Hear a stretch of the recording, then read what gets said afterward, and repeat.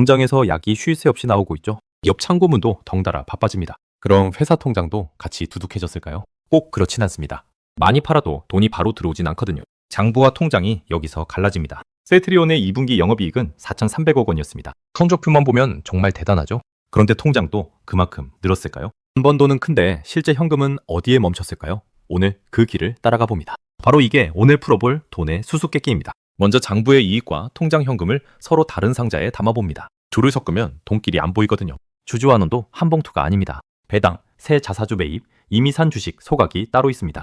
이름은 비슷해도 돈이 움직이는 데가 다릅니다. 약을 팔고 돈을 받고 투자하고 남은 돈을 주주에게 돌려주는 순서로 보면 어렵지 않습니다. 이 순서만 기억해두세요.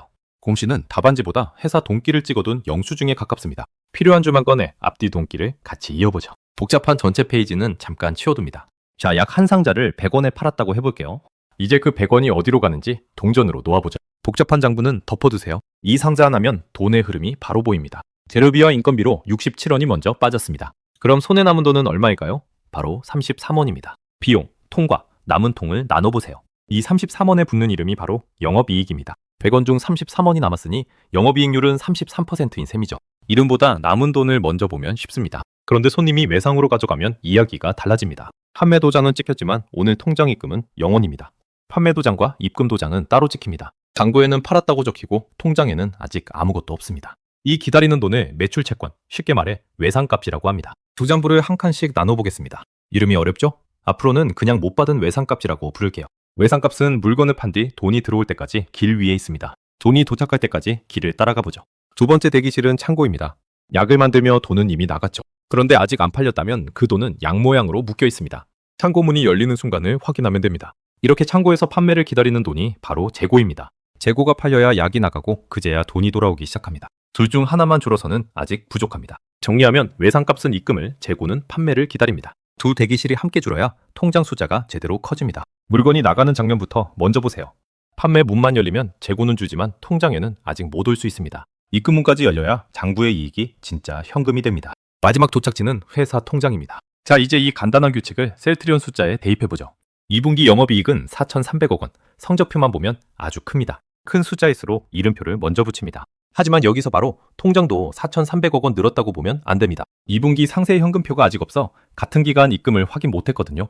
모르는 칸은 억지로 채우지 않습니다. 그래서 가장 가까운 1분기 영수증을 옆에 놓고 흐름을 봅니다. 1분기 영업이익은 약 3,200억 원이었습니다. 같은 회사에 가장 가까운 기록입니다. 그때 본업으로 실제 들어온 현금은 약 2,400억 원이었습니다.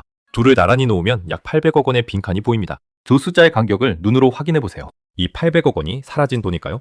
그렇지는 않습니다. 돈이 들어오고 나가는 날짜가 장부 기록과 달랐던 겁니다. 돈은 사라지지 않고 자리를 옮깁니다. 일부는 고객이 아직 안 낸 외상값으로 길 위에 있을 수 있습니다. 일부는 약과 원료 모습으로 창고에 남아있을 수 있고요. 길 위와 창고를 차례로 뒤져봅니다. 세금이나 직원 비용처럼 빠져나가는 날짜가 다른 항목도 있습니다. 그래서 장부는 성적표, 현금표는 실제 통장 내역으로 나눠봅니다. 성적과 입금은 서로 다른 질문입니다. 성적표 한 장만 보면 잘했는지는 보여도 돈이치는 안 보입니다. 두 표를 나란히 놓아야 돈이 어디서 멈췄는지 찾을 수 있습니다. 탐정은 숫자보다 멈춘 위치를 찾습니다. 1분기 말 재고는 3조 원에 가까웠습니다. 숫자가 꽤 크죠? 그렇다고 큰 재고를 곧바로 나쁘다고 단정하면 안 됩니다. 창고 크기만으로 결론을 내리지 않습니다. 하반기 판매를 앞두고 미리 만든 약이 수도 있기 때문입니다. 중요한 건 크기가 아니라 예정대로 창고문을 빠져나가는지입니다. 준비한 물량이 실제로 팔리는지가 핵심입니다. 다음 보고서에서 재고가 줄고 매출이 늘면 판매 흔적이 보입니다. 재고가 그대로면 출하가 늦어진 이유를 다시 물어야 합니다. 다음 숫자가 움직이는 방향을 보면 됩니다. 고객에게 받을 외상값도 2조 원에 가까웠습니다. 여기도 숫자 자체보다 통장으로 들어오는 속도를 봐야 합니다. 받을 돈도 도착 시간을 함께 봐야 합니다. 매출보다 외상값이 더 빨리 늘면 입금이 늦는 신호일 수 있습니다. 반대로 외상값이 줄면 고객 돈이 들어온 흔적이 보입니다. 판매 속도와 입금 속도를 나란히 놓습니다. 그래서 재고와 외상값은 따로 보지 말고 한 쌈으로 봅니다. 이제 통장에 들어온 돈이 모두 남는지도 살펴볼 차례입니다. 두 숫자가 함께 움직여야 흐름이 보입니다. 회사는 공장과 신약 개발에 다시 돈을 써야 하니까요. 1분기에는 이런 투자에 약 1,000억 원이 들어갔습니다. 들어온 돈의 다음 목적지를 찾아갑니다. 투자가 크다고 무조건 나쁜 건 아닙니다. 공장이 일을 하면 됩니다. 새 공장과 개발비가 다음 판매를 만들면 돈이 다시 돌아옵니다. 설비가 실제 매출을 만드는지 지켜봅니다. 반대로 설비가 놀거나 판매가 밀리면 투자는 부담으로 남습니다. 그래서 다음 분기 매출과 출하가 실제로 늘었는지 확인해야 합니다. 투자 뒤 판매가 이어져야 돈이 돌아옵니다. 지출 금액보다 그 돈이 다시 판매로 돌아오는 길이 더 중요합니다. 1분기 본업 현금, 약 2,400억 원을 출발점으로 놓아볼게요. 먼저 통장에 들어온 돈부터 놓겠습니다. 여기서 공장과 개발 투자 약 1,000억 원을 따로 빼봅니다. 정확한 회계지표가 아니라 흐름을 보는 단순 계산입니다. 이 계산은 방향을 보기 위한 돋보기입니다. 그렇게 남는 돈은 약 1,360억 원, 통장 여유라고 부르겠습니다. 다만 4,300억 원은 2분기, 1,360억 원은 1분기 숫자입니다. 기간표를 붙여야 숫자가 헷갈리지 않습니다. 서로 다른 달의 통장을 한 줄에서 바로 비교하면 안 되겠죠? 2분기 현금표가 나오면 그때 같은 기간끼리 다시 맞춰봐야 합니다. 같은 달에 칸끼리 비교해야 맞습니다. 이제 남은 돈이 주주에게 가는 길을 세 봉투로 나눠볼게요. 매당, 새 자사주 매입, 이미 가진 주식 소각은 서로 다른 돈입니다. 세 봉투를 한 통에 섞지 않겠습니다. 첫 봉투인 배당은 회사 통장에서 주주 계좌로 바로 갑니다. 1분기 현금 배당은 약 1,680억 원이었습니다. 배당은 가장 직접적인 현금 이동입니다. 두 번째 봉투는 회사가 자기 주식을 새로 사는 자사주 매입입니다. 4월에 결정한 새 매입 계획은 약 1,000억 원이었습니다. 새로 살 때 통장에서 돈이 빠져나갑니다. 새로 사는 날에는 실제로 회사 통장에서 돈이 나갑니다. 세 번째인 소각은 이미 사둔 자기 주식을 없애는 절차입니다. 이미 사둔 주식이라는 점이 중요합니다. 세트리온은 911만 주를 소각했습니다. 당시 시장 가치는 약 1조 7,800억 원으로 계산됐습니다. 시장 가치와 새 현금 지출을 구분합니다. 하지만 소각한 날 같은 금액의 현금을 새로 준 건 아닙니다. 매입 때 나간 돈을 소각날 또 더하면 같은 돈을 두 번 셉니다. 분복 계산을 막습니다. 세 봉투를 구분했으니 이제 전체 동기를 한번 이어보겠습니다. 약을 팔면 먼저 장부에 이익이 생깁니다. 첫 출발점은 물건을 파는 순간입니다. 고객에게 외상값을 받아야 그 이익이 통장 돈으로 바뀝니다.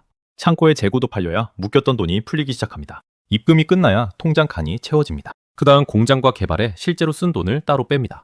남은 돈에서 배당과 새 자사주 매입이 나갑니다. 투자 지출은 다음 판매와 연결을 봅니다. 이미 가진 주식의 소각은 현금 지출과 분리해 표시합니다. 복잡해 보여도 순서는 이 네 칸이면 충분합니다. 주주에게 가는 현금만 마지막에 더합니다. 이익, 입금, 투자, 주주, 돈은 이 순서로 이동합니다. 네 칸이 막힘없이 이어지면 장부 숫자가 통장으로 연결됩니다. 네 칸을 순서대로 짚으면 어렵지 않습니다. 다음 보고서가 나오면 딱 세 가지만 확인해 보세요. 첫째, 본업 현금이 영업이익을 얼마나 따라왔는지 봅니다. 첫 칸에서 이익과 현금을 비교합니다. 둘째, 재고와 외상값이 함께 줄었는지 확인합니다. 셋째, 투자 뒤에도 통장 여유가 남았는지 봅니다. 둘째 칸에서 창고와 외상을 함께 봅니다. 세 칸이 좋아지면 4,300억 원이 현금으로 이어지는 길이 보입니다. 한 칸이라도 막히면 그 자리에서 이유를 다시 찾으면 됩니다. 셋째 칸에서 투자 뒤 여유를 확인합니다. 큰 이익 숫자 하나로 앞으로의 주가를 맞힐 수는 없습니다. 그래도 돈이 창고, 외상, 투자 중 어디서 멈췄는지는 보입니다. 막힌 칸 하나만 다시 조사하면 됩니다. 본맥 탐정이 큰 숫자보다 이동 경로를 먼저 보는 이유가 이것입니다. 이익만 보지 말고 판매, 입금, 투자 순서를 함께 보세요. 결론은 큰 숫자가 아니라 현금의 이동입니다. 결국 회사의 힘은 번 돈이 현금으로 돌아오는 길에서 드러납니다.